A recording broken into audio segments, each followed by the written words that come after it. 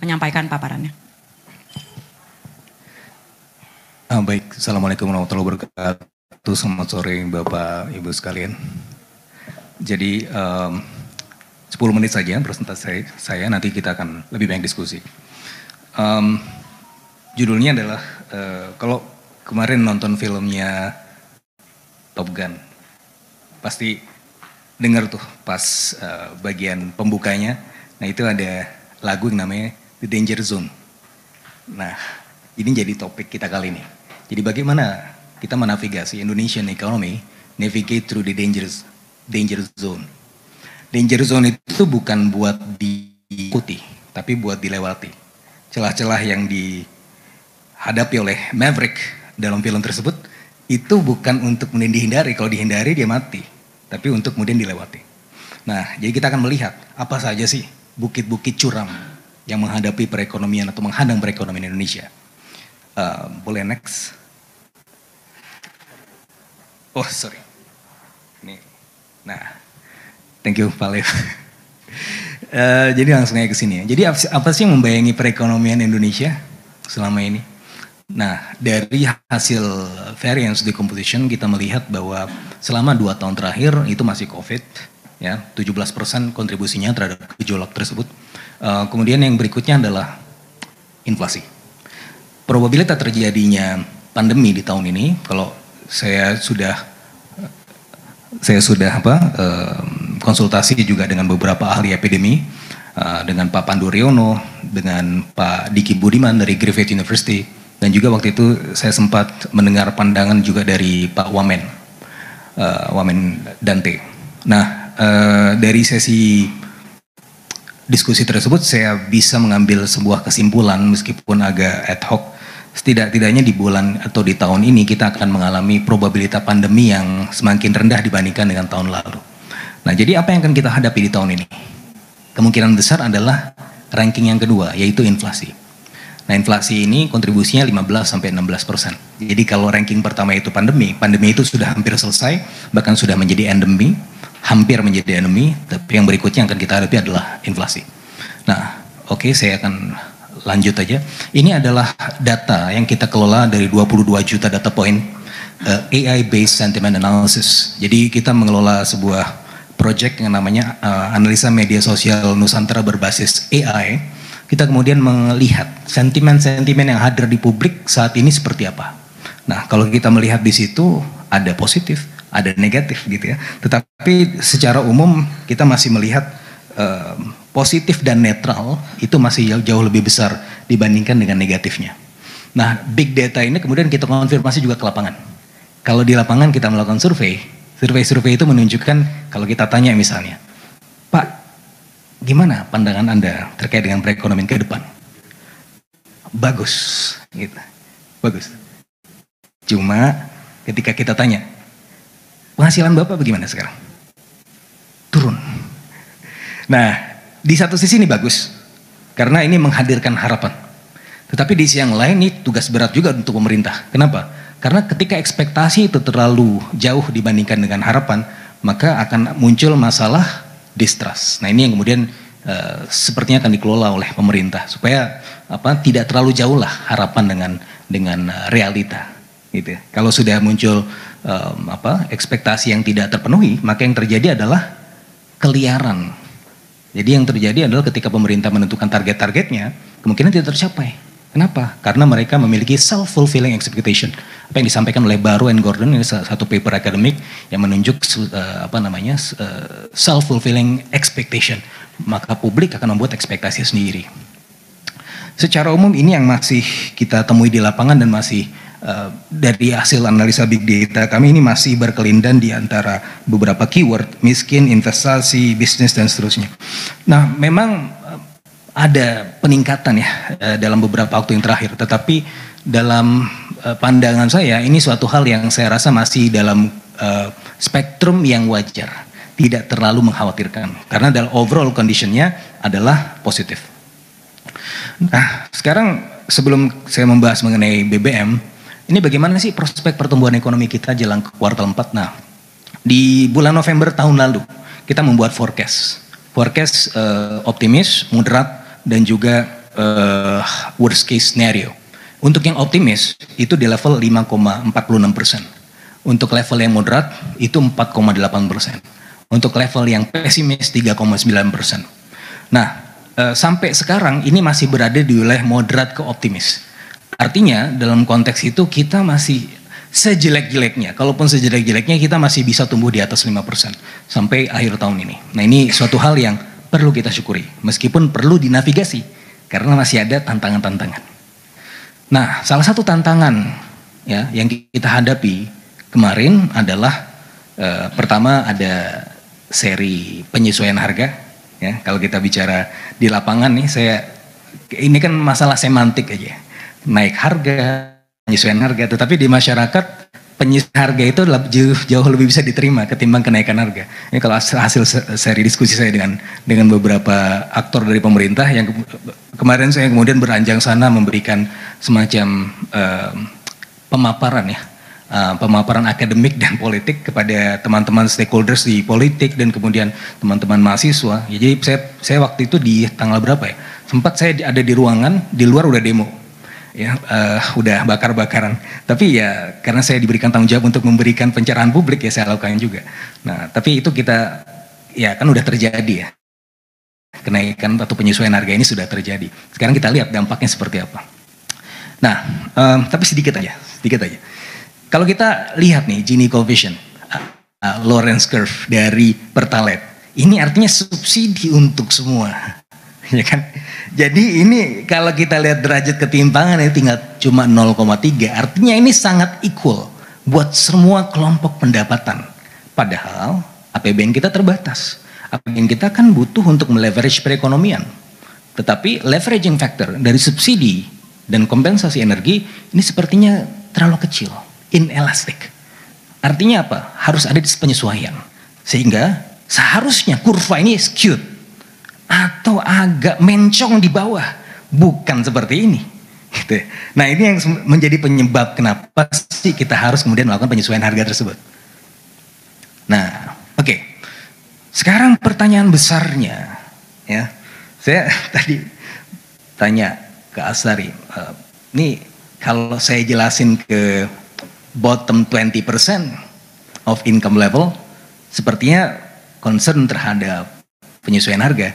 Tapi saya bingung nih Bapak dan Ibu, apakah concern terhadap penyesuaian itu?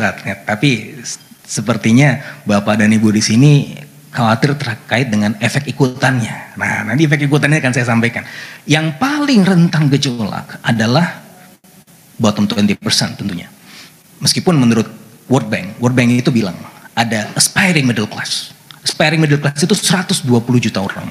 Tapi 120 juta orang itu kan nggak bisa kita kasih sumbangan semua. Perlu ada prioritas. Nah, prioritasnya adalah yang paling bawah, yaitu bottom 20%. Nah, kalau pakai proxy misalnya, nilai tukar petani. Ini jadi petani itu kira-kira 46% mengisi proporsi dari bottom 20%. Nah, jadi saya pakai itu ya hitungannya, karena yang available, yang cepat itu yang bisa kita dapatkan. Nah, salah satu yang kita lihat shocknya terhadap nilai tukar petani untuk indeks harga yang dibayarkan. Jadi petani ini, kalau misalnya harga Pertalite naik, itu harus bayar berapa harga-harga di lapangan? 5,44% kenaikannya. BLT itu sumbangannya seperti apa terhadap income mereka? 7,5%.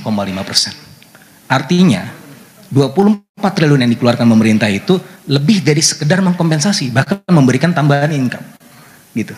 Nah, jadi yang bottom 20% ini yang levelnya yang gajinya 2 jutaan. Nah, ini yang sangat rentan sekali. Nah, tetapi kita juga harus aware bahwa kelas menengah yang tadi, yang bottom 40% atau yang in the middle 40% itu juga perlu diselamatkan. Jangan sampai pass through effect dari inflation itu juga kemudian menggoyang mereka. Nah, kemarin 2 minggu yang lalu saya ketemu Pak Roy Mende, Ketua Umum Aprindo. Nah, Pak Roy Mende bilang begini, Pak Fitra, dulu kan saya jubir Kemendak ya, tapi saya bilang, Pak saya bukan orang pemerintah lagi, tapi ya deh nanti saya sampaikan. Jadi begini, Pak Roy bilang begini, Pak Fitra ini kita pengelola mall, ini kayaknya udah dianggap orang kaya semua, nggak dikasih subsidi listrik, nanti kita harus bayar pegawai, padahal mall pengunjungnya sedikit gitu kan selama pandemi. Tolong dong ini kita juga diperhatikan gitu. Nah ternyata memang kita butuh push juga. Pushnya kemana? Ke middle class, sektor-sektor retail, UMKM, sektor transportasi. Sektor transportasi, logistik dan pergudangan misalnya. Ini kan tumbuh 20-an% di kuartal kedua. Ini harus kita jaga momentumnya. Nah saya sempat beberapa kali menyampaikan, ini Kementerian Perhubungan gak usah naikin tarif lah. Caranya bagaimana? Angkot, plat kuning, online transportation, database-nya udah lengkap. Mereka beli aja Pertalite 7.650. Nggak bakal menghabiskan kuota. Dan itu database-nya udah lengkap gitu. Organda plat kuning, yang Gojek, Gokar segala macam, itu kan bisa udah complete price discrimination itu bisa kita lakukan. Tanpa memberikan pass-through effect ke emak-emak di lapangan gitu. Jadi emak-emak ini yang pergi ke pasar, gajinya mungkin atau pendapatan rumah tangga mungkin bukan termasuk yang the lowest. Mereka kan nggak dapat apa-apa. Nah makanya ini harus kemudian dijaga supaya efek inflatornya juga tidak terlalu tinggi. Ini yang dilakukan di Jerman juga. Nah saya rasa ini habis berapa sih kira-kira 20 triliun lah, nggak banyak-banyak amat. Yang kita hemat dari penyesuaian harga BBM ini berapa? 196 triliun. Artinya ya ada duitnya gitu. Jadi kita bisa melakukan ini untuk kemudian menjaga supaya efek inflatornya juga tidak terlalu besar. Begitu juga dengan fokus ke sektor yang produktif.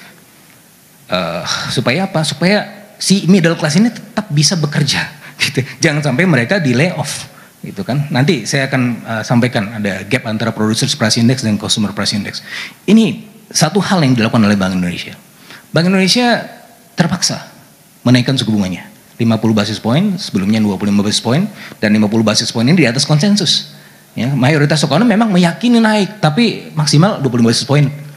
Tuh kok bisa 50 basis point? Nah ini nggak kenal Pak Peri artinya. Pak Peri itu hawkish dari dulu. Saya sempat bingung ketika Pak Peri kok ini rendah banget rate-nya beberapa kali. Ini Pak Peri atau Pak Darmin Nasution? Nah ternyata Pak Peri tidak kehilangan jati dirinya. Ketika inflasi naik, ini dipangkas, hawkish. Ini seperti Paul Volcker zaman dulu. Nah di The Fed. Tetapi ini diperlukan. Kenapa diperlukan? Karena efek inflasi itu bisa jauh lebih merusak buat perekonomian. Jadi kalau kita lihat nih simulasikan, BI itu men-shift outward, shift ke kanan. Potensi pertumbuhan ekonomi jadi membaik. Kok bisa? Suku bunga itu kan sebenarnya efeknya lebih kontraksi terhadap pertumbuhan ekonomi. Ya, contractionary monetary policy, outputnya adalah contractionary output, gitu kan, contractionary growth. Tapi ternyata kalau Anda demam, kalau Bapak Ibu demam, ya kan, didiemin aja. Akhirnya Bapak Ibu nggak bisa kemana-mana. Akhirnya harus apa? Makan obat kan. Obat itu sebenarnya kan racun. Racun buat tubuh kalau kebanyakan. Bisa kena ginjal, bisa kena macam-macam lah, gitu kan. Tapi at a very right dose itu justru dibutuhkan. Kan untuk menyembuhkan demamnya, untuk kemudian menurunkan demamnya, untuk kemudian menyelesaikan penyakitnya. Iya ada efek sampingnya. Tetapi kan first thing first. Apa nih? Ya salah satunya adalah inflasi. Maka kalau kita lihat justru ini prospeknya jauh lebih positif buat perekonomian. Kenapa? Karena taming inflation, anchoring inflation. Memang ini ranah kebijakan moneter memang lebih banyak berkelindan di core inflation. Tetapi kita bisa lihat bahwa nanti ini efek harga-harga di volatile foods, administered prices itu bisa ngaruh ke expected inflation. Nah itu yang coba di oleh Bank Indonesia. Coba untuk di heads up. Jangan sampai ini terlalu liar. Nah, jadi ini suatu hal yang perlu kita lihat. Nah, kalau terlalu liar bisa sampai 11% akhir tahun ini. Kalau misalnya bisa di-tame, setidaknya sampai akhir tahun ini, ya maksimal 7% lah. Bisa lah, ekonomi kita masih bisa terima. Jangan sampai kita seperti Turki 80%. Tapi Turki masih untung, karena apa? Karena Marshall Lerner Conditions hold. Ketika mereka terdepresiasi, mereka masih bisa untung, karena fondasi industrinya masih bisa menopang, dan seterusnya. Nggak apple to apple. Indonesia kita nggak bisa terlalu beresiko untuk kemudian melihat inflasi terlalu tinggi. Jadi ya ini adalah the better pills yang harus kita terima. Nah tapi ada wanti-wanti yang lain. Nah jarak antara Producers Price Index, kalau Bapak Ibu pengusaha pasti tahu ya harga-harga ongkos produksi udah naik ya. Nah, tapi kan Bapak Ibu nggak mau langsung pasar itu ke konsumen, nanti yang beli siapa, toko saya, itu kan. Nah, biasanya siasatnya apa? Shrinkflation, kemasannya lebih kecil. Tetapi ini semakin lama Producer Price Index semakin jauh jaraknya dengan Consumer Price Index. Nah, ini yang kemudian seharusnya bisa juga diintervensi oleh pemerintah, bisa diberikan subsidi-subsidi lah, gitu ya, supaya produsennya tidak terlalu tertekan. Meskipun tekanan yang dihadapin produsen di Indonesia nggak sebesar yang lain. Jadi kalau kita orang Indonesia kan untungnya, ya, selalu ada untung di balik segala kesulitan, ya, kesulitan, bahaya dan seterusnya. Untungnya ya kita masih bisa tahan dan tidak seburuk yang lain. Nah, kalau dari sisi ini sebenarnya kalau dari sisi simulasinya ini ada Gauss-Markov switching regime. Jadi ini regime gap wide gitu, wide gap ke regime narrow gap. Seberapa cepat gitu ya? Gap wide itu ke gap narrow. Artinya seberapa cepat produsen ini akan segera mentransmisikan kenaikan harga-harga itu ke level konsumen. Seberapa cepat? Probabilitasnya adalah terjadi secepat-cepatnya di kuartal ketiga, selambat-lambatnya di kuartal keempat di tahun ini. Nah, artinya ini yang juga harus kemudian diketahui supaya pemerintah dalam hal ini kalau ada pemangku kebijakan juga ini harus ya, listriknya kalau bisa subsidi buat pengusaha juga dikasih. Supaya apa? Supaya tidak terlalu tertekan, supaya nggak ada pass-through-nya juga ke level konsumen. Nah, salah satu cara untuk menangkal ini, jadi kita tahu sekarang kita lagi berkah komoditas ya, Bapak Ibu ya, ada komoditi super cycle dan seterusnya. Tapi kalau Bapak dan Ibu mencermati pernyataan Bu Sri Mulyani ya, beberapa waktu yang lalu deh, hari ini ya, beliau kasih tahu bahwa berkah komoditas ini akan segera berlalu. Akan segera berlalu, kita tidak bisa terus-terusan gitu ya, mendapatkan berkah komoditas. Ya, memang itu ada potensi revenue yang meningkat dan seterusnya. Tapi tahun depan belum pasti gitu. Nah, terus yang kedua adalah dari hasil simulasi kami menunjukkan ini kan kita ekspor surplusnya terus. Bahkan kemarin all time high. In history all time high, paling tinggi ya ekspor kemarin. Ya, saya ngasih tahu pertama kali itu wartawan Jakarta Post, Pak, kita all time high nih, hit all time high. Oh iya, saya cek, oh iya betul juga gitu ya. Not in terms of growth, tapi in terms of absolute value. Nah, kalau sudah begitu berarti apa yang paling banyak? Ternyata banyak juga yang dari komoditas, input produksi. Nah, ini waktu itu saya wanti-wanti juga ke teman-teman Kementerian Perdagangan, meskipun saya udah nggak di sana lagi, tapi saya sudah sampaikan. Ini hati-hati loh. Ini kalau misalnya semua diekspor, itu tahun 2023, ketika industri kita udah optimal, Purchasing Manager Index itu bagus loh. Naik, bulan kemarin Agustus 51,7 ya, atau 53,7, sebelumnya di bulan Juli 53,3. Artinya ini masih ekspansi terus kan, dan akan terus sampai tahun 2023 sampai pada suatu masa. Ini industrinya membutuhkannya jauh lebih tinggi dibanding sekarang, tapi inputnya nggak ada. Itu yang dihadapi oleh negara-negara lain yang tidak kita hadapi. Makanya prospek pertumbuhan ekonomi kita cukup baik, karena kita oversupply, itu kan bukan langka. Nah, kalau itu yang terjadi di tahun 2023 maka akan ada prospek imported inflation. Jadi kita akan terpapar harga komoditas yang masih tinggi gitu. Meskipun turunnya. Nah, kenapa turun? Nah, ini juga perlu diketahui juga. Ini gara-gara US juga. US melakukan rekayasa demand destruction. Karena apa? Karena demandnya sudah overshoot. Akibatnya apa? Dunia kemudian goyang-goyang gitu. Dan global demand juga kemudian proyeksinya turun. Kenapa? Karena memang ada secara rekayasa sistemik demand destruction. Dan Jerome Powell seperti tidak akan berhenti sampai interest rate-nya di atas harga inflasinya Amerika Serikat. Bapak Ibu tahu inflasi Amerika Serikat sekarang berapa? 7-8%. Artinya itu kita akan masih melihat serangkaian peningkatan the Fed lagi nanti. Sekarang sudah 3 kali berturut-turut 75 basis point. Mungkin nanti akan naik lagi. Nah, ini makanya Bank Dunia, IMF, kemudian bahkan Bu Sri Mulyani yang biasanya agak optimis, dia bilang hati-hati tahun depan resiko ya global meningkat. Pak Jokowi juga beberapa kali bilang hati-hati. Nah, makanya kita harus selalu hati-hati gitu. Cuma hati-hati ini ya nggak perlu terlalu takut lah. Kita masih oke. Ya kalau dibandingkan dengan yang lain, yang peer group kita 5,44%, ya masih oke lah. Maksudnya di regional kita juga bukan yang masih tumbuh, ya potensi resesi itu kan 2 kuartal berturut-turut negatif. Tahun depan ya masih tumbuh lah. 5,3% kalau asumsi di APBN. Kemarin IMF Bu Georgieva kemarin sudah berkunjung ke sini juga 5,3%, kayaknya bisa nyampe. Dan ketika saya ditanya wartawan 5,3% itu enggak kekecilan Pak. Wartawan aja bilang itu kekecilan. Artinya kita masih optimis sebenarnya tahun depan lebih dari 5,3%. Kalau misalnya kita tetap waspada, hati-hati, eling. Inflasi kita bagaimana? Ya tinggi sih, memang udah di atas 3 plus minus 1%, tapi coba di atas kita banyak banget. Myanmar 11%, Turki 80%, ya masih aman lah, masih nggak terlalu masalah. Begitu juga dengan prospek nilai tukar kita. Saya lihat di CNN, wah hati-hati, nilai tukar kita sudah tembus di atas 15.000. Ya kalau dilihat dari sini ya memang terdepresiasi kan, karena indeks dolar kan memang menguat ke semua nilai tukar. Tapi kita bukan yang paling worst kok. Kita lihat di sini cuma minus sekian persen, nggak tinggi-tinggi banget depresiasinya. Dan lagi pula begini, ini kondisi ini sadar atau tidak sadar, The Fed udah naikin 3 kali. Bank Indonesia baru naikin 2 kali. Itu pun kadarnya tidak lebih tinggi dibandingkan kenaikannya The Fed. Itu kita masih oke. Kenapa? Nah, salah satu yang membedakan nih, ini juga yang disampaikan oleh Larry Summers. Ada perdebatan antara Larry Summers dengan Paul Krugman. Larry Summers ini profesor di Harvard. Dia adalah ekonom juga yang membantu Bill Clinton pada masanya. Dia bilang begini, ketika ditanya sama si Marcus dari Princeton, Prof. Summers, dia ditanya begini, gimana? Ini kan kita mau naikin rate nih, tapi kan bagaimana emerging market gitu kan? Jadi dia ini konteks Amerika, tapi harus sadar diri dong, Amerika Serikat juga akan menggoyang yang lain kalau naik.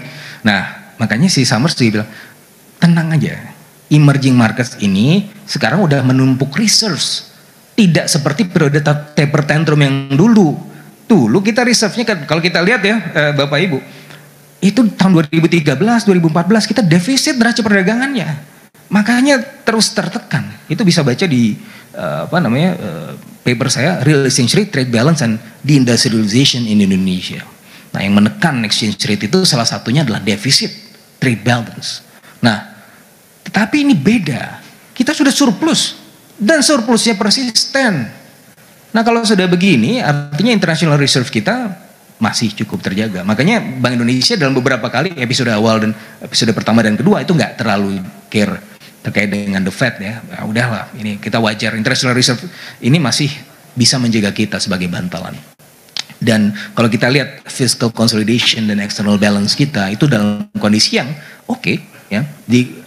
Defisit kita memang minus 3%, tapi ini dalam proses konsolidasi. Menurut Undang-Undang 2 tahun 2020 itu di tahun 2023 defisitnya harusnya di bawah 3%. Dan ini kita memang menuju itu. Kenapa menuju itu? Karena ini penyesuaian harga BBM, pengalihan subsidi dan seterusnya. Itu adalah dalam rangka konsolidasi fiskal. Salah satu cara untuk mengukurnya apakah kita kuat atau enggak ketika konsolidasi fiskal itu dilakukan, kita lihat di kuartal 1 dan kuartal 2 tahun ini Bapak Ibu, ketika spending pemerintah pertumbuhannya negatif, tapi justru pertumbuhan ekonomi kita positif. Dan bahkan di atas 5%. Nah kalau begitu seharusnya kita baik-baik saja. Jadi fiscal consolidation ini juga menurut Morgan Stanley, ya, jadi Morgan Stanley bilang bahwa prospek ekonomi Indonesia ke depan ditopang oleh 3 hal. Yang pertama adalah euforia konsumsi pasca pandemi. Yang kedua adalah the growth of middle class. Yang ketiga adalah fiscal consolidation. Nah ini yang kemudian membuat kita di tahun depan itu sepertinya akan baik-baik saja, insya Allah. Karena apa? Ada APBN sebagai shock absorber. Dan kemudian dalam konteks fundamental kita dalam kondisi yang sangat baik. Potensi resesi kecil. Ini adalah survei persepsi ekonom terhadap potensi resesi ke depan. Kita tidak sebesar yang lain, cuma 3%. Invasi Rusia bagaimana? Ini juga masih jauh gitu ya. Dan bahkan kita tidak akan seperti Sri Lanka, masih jauh juga karena hal-hal yang terjadi di Sri Lanka tidak terjadi kita tidak terjadi kelangkaan pupuk. Bahkan kemarin mau ekspor ke Amerika Selatan, kita tidak terjadi kelangkaan pangan. Bahkan Pak Jokowi kemarin dalam pidatonya di tanggal 16 Agustus itu bilang swasembada beras. Ya, artinya kita baik-baik saja. Nah, itu sedikit take dari saya, mudah-mudahan bermanfaat. Terima kasih. Assalamualaikum warahmatullahi wabarakatuh. Selamat sore. Waalaikumsalam warahmatullahi wabarakatuh. Terima